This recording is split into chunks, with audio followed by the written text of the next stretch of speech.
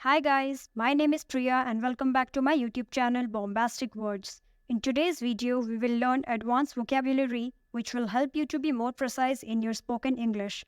I'll tell you how to pronounce these words, what do they mean, and how can we use these words in sentences. These words will make you sound smarter. So without further delay, let's get started. The first word is meticulous. Meticulous. It has 4 syllables.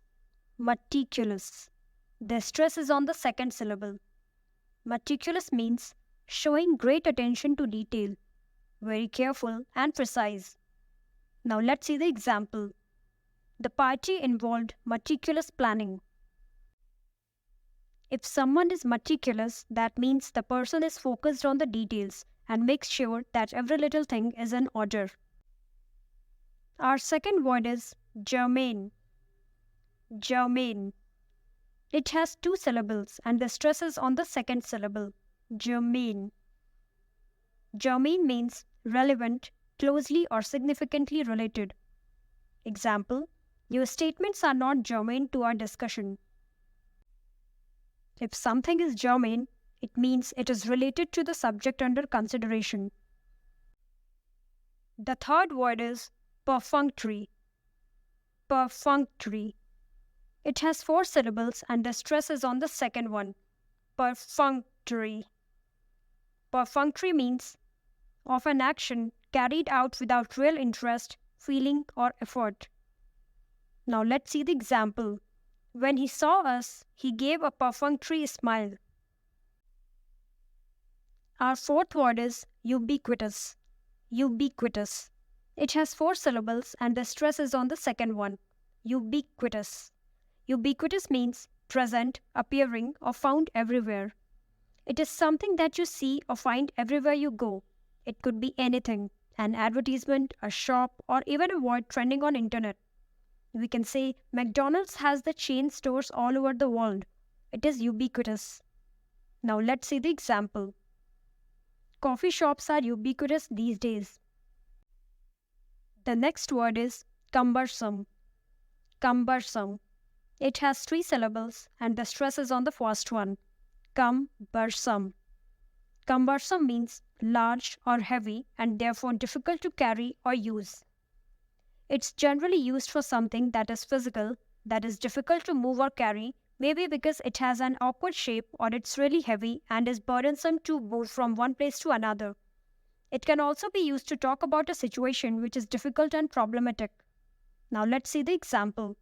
It's really cumbersome to move this sofa. The next word is embezzle. Embezzle. This word has 3 syllables and the stress is on the second syllable. Embezzle. Embezzle means steal or to take money fraudulently. When people are creating some false documents and they are stealing the money, they are embezzling the money. It can be done in a company or in the bank. Embezzling is a crime, so one should never do it. Now let's see the example. The accountant embezzled $1 million from the company. The next word is extol. Extol. It has 2 syllables and the stress is on the second one. Extol. Extol means to praise highly. It can be used for a person, place, or thing if you really wish to speak highly of any one of these. If you extol something or someone, you praise them enthusiastically. Example, Jenny always extols the health benefits of exercise.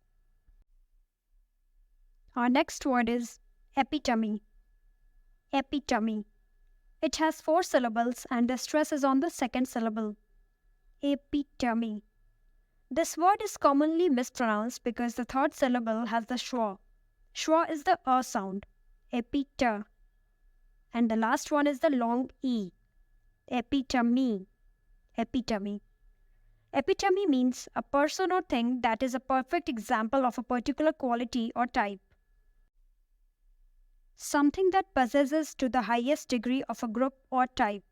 If you say that a person or thing is the epitome of something, you are emphasizing that they are the best possible example of a particular type of person or thing. Example, Sita was the epitome of grace and beauty. Our ninth word is sycophant. Sycophant. It has 3 syllables and the stress is on the first one. Sycophant. Sycophant means a person who tries to gain attention by flattering wealthy or influential people. It's not a good noun. If someone is called sycophant, it means he or she is sucking up to somebody else for no real reason. Someone who praises powerful or rich people in a way that is not sincere, and they do it in order to gain some advantage from them. That's not good. That's pathetic. One should never do that. Now let's see the example. In order to get promotion at work, Mark acted like a sycophant. Our last word is really very interesting. Quid pro quo. It is 3 words. Each word has only 1 syllable. But if you say it together, the stress is on the first and last. Quid pro quo. It means a favor or advantage granted in return for something. It is a Latin phrase. Something given or taken in exchange for something else. We hear this often when someone talks about politics. You kind of negotiate with somebody and you're like, I'm got a little quid pro quo.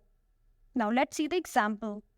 If you want us to donate to a campaign, we will need some quid pro quo. So that's all for the video, guys. If it was helpful, please like this video, share it with everyone because sharing is caring, and subscribe to my channel. I'll be back super soon. Till then, stay tuned.